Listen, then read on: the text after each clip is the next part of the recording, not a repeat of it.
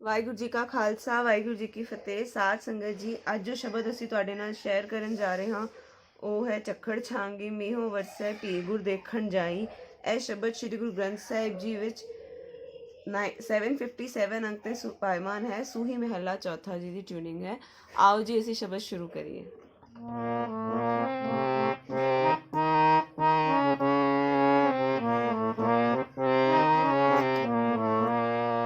ਝੱਖੜ ਚਾਂਗੀ ਮੀਂਹ ਵਰਸੈ ਭੀ ਗੁਰ ਦੇਖਣ ਜਾਈ।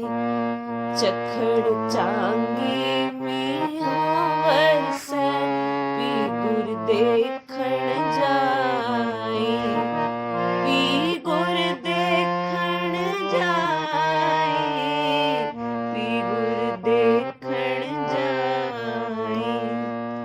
ਝੱਖੜ ਚਾਂਗੀ ਮੀਂਹੋਂ ਵਰਸੈ ਭੀ ਗੁਰ ਦੇਖਣ ਜਾਈ। ਭੀ ਗੁਰ ਦੇਖਣ ਜਾਈ।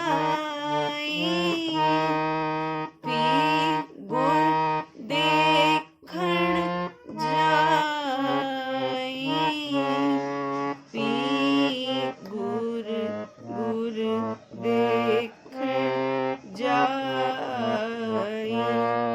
ਝੱਖੜ ਚਾਂਗੀ ਮੀਂਹੋਂ ਵਰਸੈ ਭੀ ਗੁਰ ਦੇਖਣ ਜਾਈ। ਆਓ ਜੀ ਅੰਤਰੇ ਦੀ ਟਿਊਨਿੰਗ ਦੇਖੀਏ। ਸਮੁੰਦਰ ਸਾਗਰ ਹੋਵੇ ਬੋਖਾਰਾ, ਗੁਰਸਿੱਖ ਲੰਘ ਗੁਰ ਪੈ ਜਾਈ। ਜੋ ਪ੍ਰਾਣੀ ਜਲ ਬਿਨ ਹੈ ਮਰਤਾ, ਤਿਉ ਸਿੱਖ ਗੁਰ ਬਿਨ ਮਰ ਜਾਈ। ਜੋ ਪ੍ਰਾਣੀ ਜਲ ਬਿਨ ਹੈ ਮਰਤਾ, ਤਿਉ ਸਿੱਖ ਗੁਰ ਬਿਨ ਮਰ ਜਾਈ। ਤਿਉ ਸਿੱਖ ਗੁਰ ਬਿਨ ਮਰ ਜਾਈ।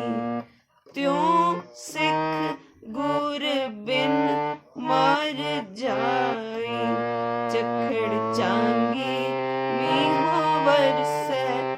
ਝੱਖੜ ਚਾਂਗੀ ਮੀਂਹੋਂ ਵਰਸੈ ਭੀ ਗੁਰ ਦੇਖਣ ਜਾਈ। ਵਾਹਿਗੁਰੂ ਜੀ ਕਾ ਖਾਲਸਾ ਵਾਹਿਗੁਰੂ ਜੀ ਕੀ ਫਤਿਹ।